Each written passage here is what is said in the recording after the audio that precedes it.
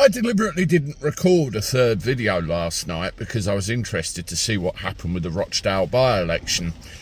And as we have all woken up this morning to find that George Galloway has won that seat for the Workers' Party, 30-odd%, something like that. You can see the results right there in this table. Simon Danczuk came 6th for the Reform Party. Now, when his name was put forward in the first place, I was alarmed because he's an ex-Labour politician, and we all know what we've read in the press about Simon Danczuk. All right, maybe George Galloway is no saint either, but the whole thing is reform.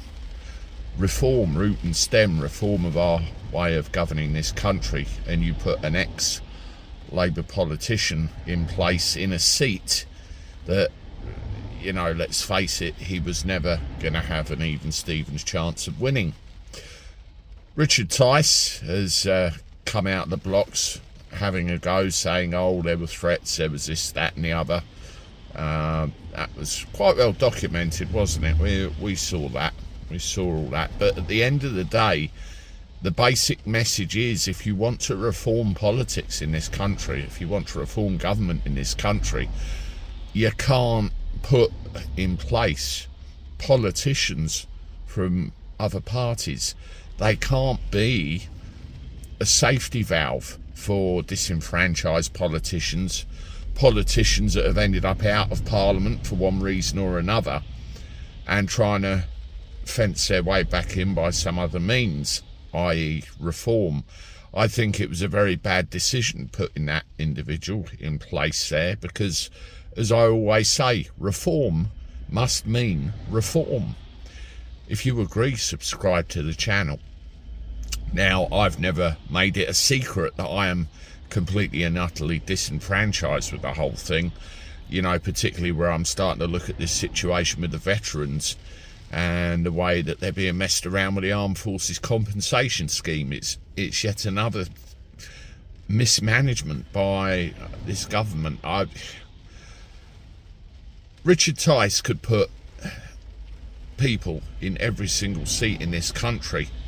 I do believe that some MPs will probably be returned, but unfortunately politicians think that if they do something, leave it an amount of time, say 6 months, a year, 5 years, 10 years, and then attempt to slide that individual back into place, we'd have forgotten about it. Go, oh, that's all right, yeah. Doesn't work like that. Unfortunately, people in this country have very long memories. We do remember. We do see things for what they are. And unfortunately, it ain't going to work anymore. I think that really is what's happened in this case. You know, this guy's been slid in there and they've said, no, we're not having that. We're going to have something else. So George Galloway got the vote. The Tories were never going to get the vote because they've screwed it up completely. I think the Tories are a busted flush. Labour made a complete hash of the whole thing, not only with the candidate they put in, but the way they went about things as well. So I think the result was an inevitability, really. Yeah, that's 3 by-elections now and not one reform candidate returned. I think Ben Habib did probably the better out of them. So we'll see what happens with the general election.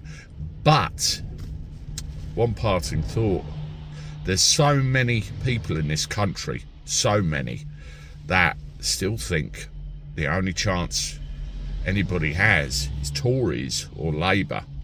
And all the while people think like that, we're going to get stuck in this merry-go-round, aren't we, of, well, crap. And we're going to get stuck with the same mismanagement we always have. The only viable alternative is a party which will reform things, or you don't consent. Let me know what you think in the comments. Hit the like button on the video. It's really my opinion. I wanted to get it off my chest. And I look forward to talking to you again soon. While I'm at it, here's another one of my videos for you to watch as well. Toodaloo.